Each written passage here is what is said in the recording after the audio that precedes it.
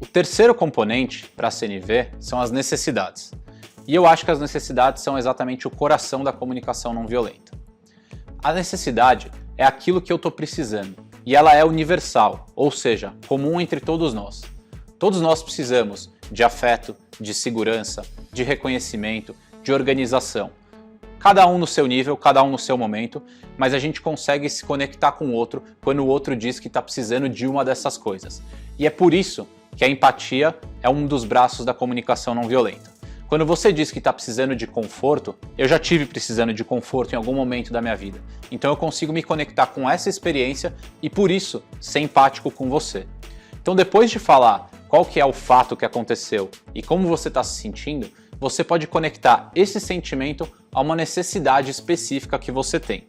E aí a gente já tem os 3 passos da comunicação não violenta programados. Vai faltar o último, que são os pedidos.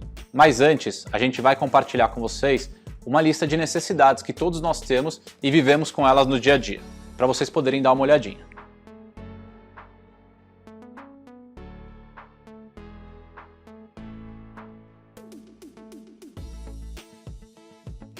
O quarto e último componente da CNV são os pedidos, que é o nosso chefão aqui, é onde a gente fecha os 4 componentes para formular as frases dentro do padrão da comunicação não violenta. E os pedidos, eles têm algumas dicas para que eles sejam feitos de maneira efetiva também. A primeira delas é a gente pedir aquilo que a gente quer, ao invés de pedir aquilo que a gente não quer. A segunda é, ao pedir, a gente suspender também o nosso julgamento sobre a pessoa. E a terceira é a gente especificar os nossos pedidos em ações propositivas, ou seja, exatamente o que aquela pessoa poderia fazer para atender a minha necessidade. A gente vai dar alguns exemplos aqui de pedidos que foram mal formulados e como que eles poderiam ser formulados de uma maneira mais assertiva e em consonância com a comunicação não violenta. No primeiro exemplo, o José vira para Maria e fala: minha querida esposa, eu gostaria que você passasse menos tempo no trabalho. A Maria entende que o José está preocupado porque ela trabalha demais e ela precisa de um tempo sozinha, de um tempo para lazer. E ela vira na semana seguinte e fala: oi José, eu me inscrevi num campeonato de xadrez para passar o meu tempo com mais distração.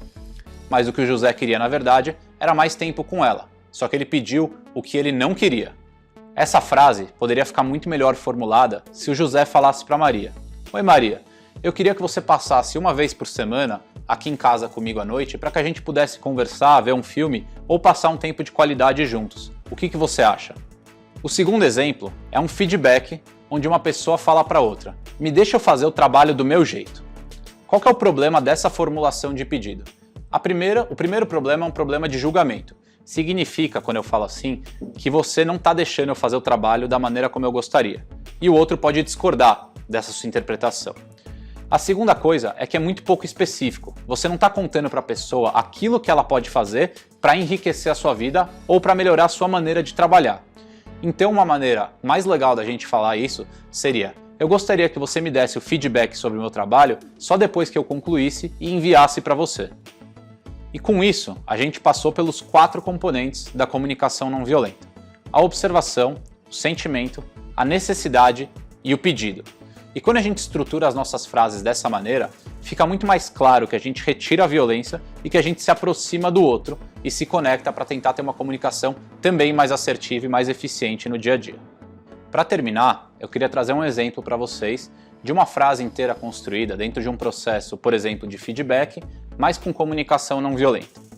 E é o seguinte, eu falando para Maria, tá? Maria, quando eu fui na tua mesa, você estava olhando para o computador e estava no telefone, e eu fiquei por 1 minuto ali parado, enquanto você não mexeu a cabeça para olhar para mim. Aqui eu estou trazendo o fato, descrevendo a situação exatamente como ela aconteceu. O segundo passo é dizer como eu me senti. Então, Maria, eu me senti frustrado e hesitante.